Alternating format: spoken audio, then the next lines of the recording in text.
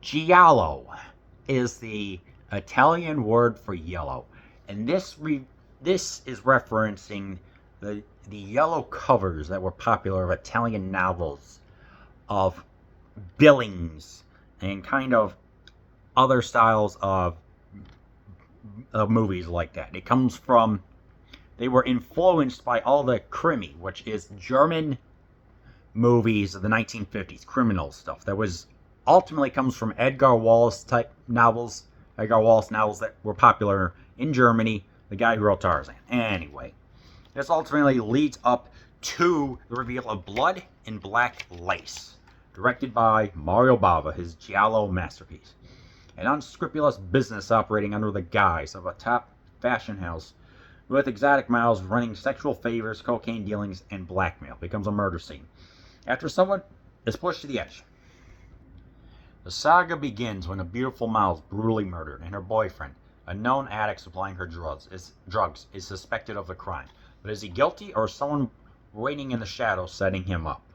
Actors Cameron Mitchell and Ava Bartok, that's pretty much really the only people that I recognized. So this is a 1964 movie that, yes, was pretty much like the first big time giallo movie. And this is overall a very good, stunning movie.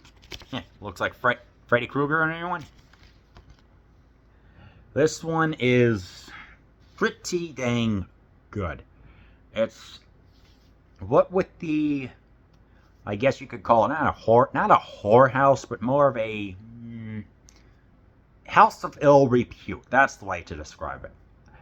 Yeah. This is a whole bunch of colors going on, which creates this intense, intimidating atmosphere, which you're just like, this is so good, so wonderful. It's like, how are these billings going to be done? That's what a lot of horror fans like, are all the billings that happen. And, it's like you're thinking, okay, is it going to be over the top? Is it going to be that? Yes, it is over the top, but in a good way. It's good because you can just see all the anticipation, all the fervor that's happening. So it's like, okay, let's have like a whole bunch of ways of how people get axed off. My personal favorite is a suit of armor that comes crashing down on a lady, and it's just done. It's like there's enough build up, enough anticipation to all the billings that go on, and they're done uniquely enough because whether if it's that a car crash, whether it's there's a struggle that ensues, there's enough variety here, and of course there's enough clever camera tricks, shots, tracking shots, everything like that you come to expect from here. My personal favorite is just this long take of, when they're displaying all the latest fashions and everything, about, was that roughly 25 minutes in, we get to see a purse that's that's sitting on a table, and then there's this next model that's coming up, and here she is enclosed inside the handles, giving this shot of either as she's feeling trapped or she's not sure of what to do next. Is the how I perceived it, and all the while, there's going on stage, there's cheering, there's clapping, and everything else. So it was just really cool to see. And then of course there's the shot that's done. Now you think that the shot would be done on a little dolly strip for the tracking shot? No, because the budget was not that high.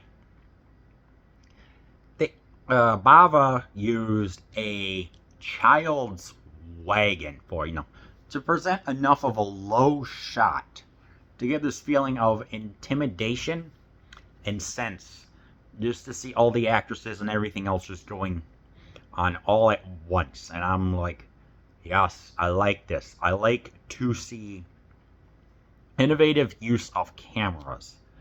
And, it goes slowly, as if there's something interesting going on. And, there is the sense of, like the camera capture, like we are viewing it. We're not just like submitting to an illusion, but we're actually like witnessing it as a member of this ill-reputed house, which was really interesting to see. And there's some tension and stuff like that.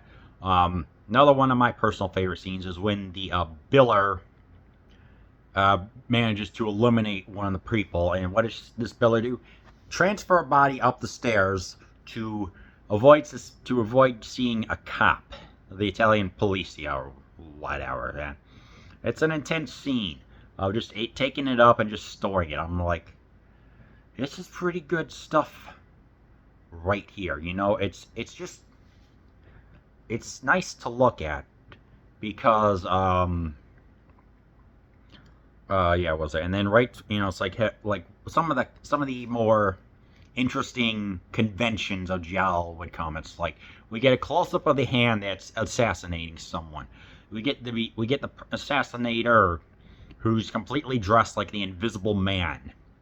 We don't know who they are, and of course there's twist. There's like twist, not twist after twist, but just from one thing to the next, and you gotta pay it's like the story is there, but it's just because so much stuff happens and some dialogue. It's like you gotta focus, and even though it's 86 minutes long, something like that, you still have to look and pay attention. 1965, 86, 90 minutes. There we go.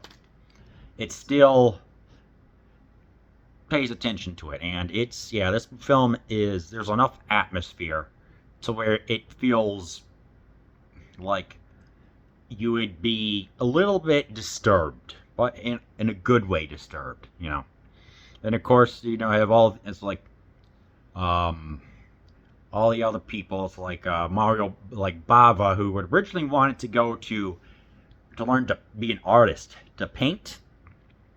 It wasn't exactly a lucrative career in Italy. So, like in the 50s or 40s or whatever, because of the wars. So, he joined his father, and, he started producing sets for years, and, gained a reputation of fixing some movies and making them at least bearable, like he did with Knights of the Avengers / Eric the Conqueror, which I reviewed last year. So, and so it was like he was able to pay attention to the cinematography, the details, and just compose some beautiful, truly amazing sets for a low budget. For some reason, he just had a knack for doing that, and I'm like, well, it definitely shows here. He also worked on the first sound Italian horror movie, and I think the first ever Italian sci-fi movie. So he's got a F-ton of credentials, and I would even probably go as far. Some people have called him like the Italian Alfred Hitchcock, and I think, what was that? The British Film Institute said, there were 4 horror people on a Mount Rushmore. Alfred Hitchcock, 2 others whose names I've forgotten, Mario Bava. I would have to agree, especially with the way how the school, or the house, let's just call it that, is set up, and just the way how the sets look. It just looks so beautifully saturated that I'm like, dang. I mean, even a car, just an ordinary car, just opening a trunk looks great. And I'm like, yes. This is truly an art. It's not in like an artistic, serious, French New Wave movie, but this is like an Italian introduction, I guess, if you could say, to movies and stuff like that. So it's great to look at. And of course, there are all the other directors, of course, Dario Argento and Lucio Fulci and Sergio Martini and Sergio Leone and a whole bunch of others that I'm missing, all took influence from him. So I truly believe he is amongst the greatest, I would say, set designers, producers that sadly have, he gets his recognition now, but back then, because he didn't want to work in Hollywood or whatever, it just didn't get the recognition until now, in like the past 20 years or so. So yeah, ultimately, this being a truly stylized movie with enough horror with enough sets going on, great camera work, and not much of a budget, but knowing how to make that budget work, I highly recommend that you find and watch Blood and Black Lace.